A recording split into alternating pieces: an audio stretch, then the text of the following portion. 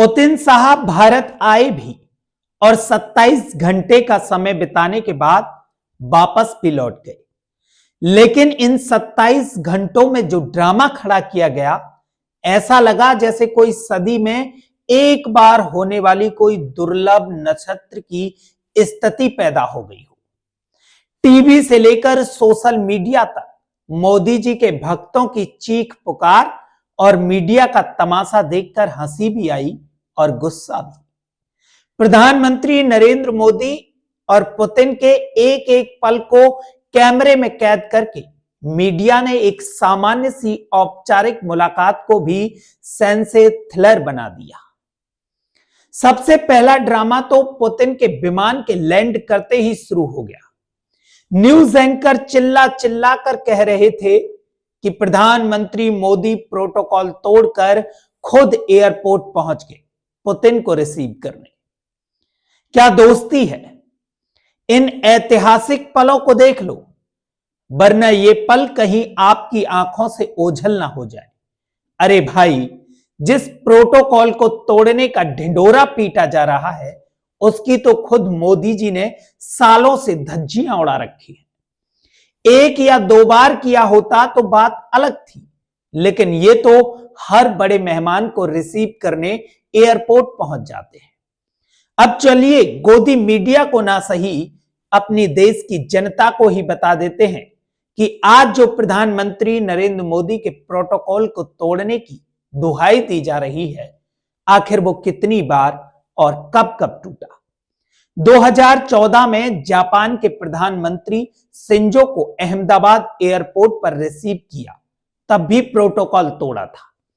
2015 में Abu Dhabi के crown Prince को दिल्ली एयरपोर्ट पर प्रोटोकॉल तोड़कर ही रिसीव किया था। उसी साल अमेरिका के राष्ट्रपति बराक ओबामा को भी खुद लेने गए। शेख मोहम्मद बिन जायद को तो न जाने कितनी बार रिसीव कर चुके हैं।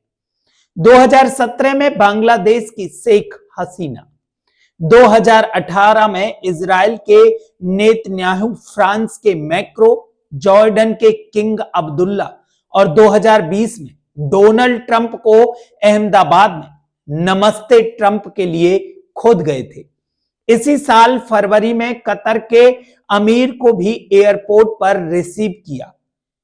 इतने सारे लोगों को एयरपोर्ट पर रिसीव करने के बाद पुतिन के लिए जाना कोई बड़ी बात रह गई क्या?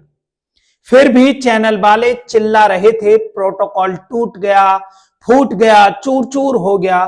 और मजे की बात, जब भी मोदी जी खुद विदेश जाते हैं तो कोई राष्ट्रीय अध्यक्ष उनको रिसीव करने एयरपोर्ट नहीं आता। न ट्रंप आए, न बाइडेन, न मैक्रो, न पुतिन। प्रधानमंत्री नरेंद्र मोदी और पुतिन के कार में बैठते ही एक और नया किस्सा शुरू हो गया। दोनों सफेद टोयोटा फॉर्च्यूनर में सवार हुए। एंकर फिर चिल्लाने लगे, मर्सिडीज में क्यों नहीं गए, रेंज रोवर में क्यों नहीं गए, पुतिन की बुलेट प्रूफ लिमोजीन हर देश में साथ जाती है, उसमें क्यों नहीं बैठे। ये भरोसे की मिसाल है, दोस्ती की मिसाल है। क्या आपको एसईओ वाली कहानी याद है, जब पुतिन ने मोदी को अपनी गाड़ी में बिठाकर होटल छोड़ा था? उस दिन भी चैनलों पर 50 मिनट की गुप्त बातचीत की कहानियां चल रही थी, लेकिन पुतिन ने साफ कहा था कोई खास बात नहीं हुई। तुम्हारे लोग बाहर खड़े थे, मैंने कहा चलो मैं ड्रॉप कर देता हूं। लेकिन हमारे प्रधानमंत्री को जहां कैमरा दिखता है, हाथ मिलाना शुरू हो जाता है। एयरपोर्ट पर मिले, हाथ मिलाया, गले लगे। फिर एक ही कार में बैठकर 7 लोग कल्याण मार्ग पहुंचे, प्रधानमंत्री नरेंद्र मोदी के आवास पर। यहां भी कार से उतरे तो फिर हाथ मिलाना शुरू। भाई साहब, 27 घंटे में इतनी बार हाथ मिलाया कि पुतिन के हाथों की खाल उतर गई होगी। जैसे नेता वैसा मीडिया। मोदी राज में अगर सबसे ज्यादा जिस चीज की साख गिरी है तो वो है मीडिया, खासकर टीवी चैनल। देश का सबसे तेज चैनल कहलाने वाला आज तक ने पुतिन का इंटरनेशनल एक्सक्लूसिव इंटरव्यू दिखाया। गीता मोहन ने पुतिन से सवाल पूछा कि पिछले 25 सालों में भारत रूस के रिश्तों को मजबूत करने वाले सबसे बड़े भारतीय प्रधानमंत्री का नाम बताइए। सोचा था पुतिन मोदी जी का नाम लेंगे और उनका करियर सेट हो जाएगा, लेकिन पुतिन ने ऐसा जवाब दिया कि पूरी जिंदगी शर्मिंदगी से जीनी पड़े। पुतिन ने कहा किसी एक का नाम लेना असभ्यता होगी, यानी साफ इनकार।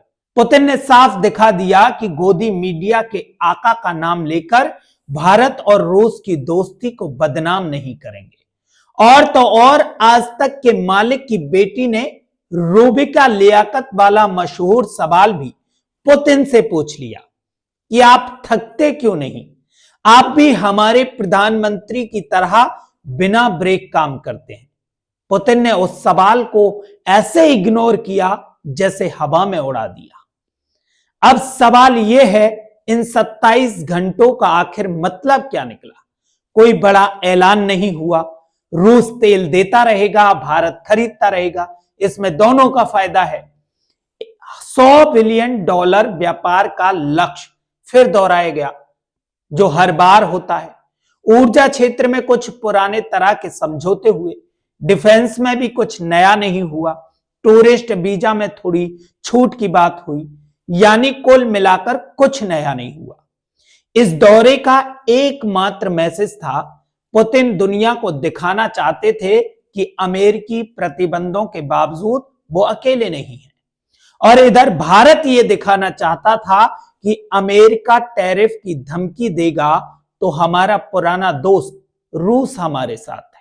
बस यही संदेश था, बाकी सारी बातें चमड़े की जुबान हिलाने भर की थी।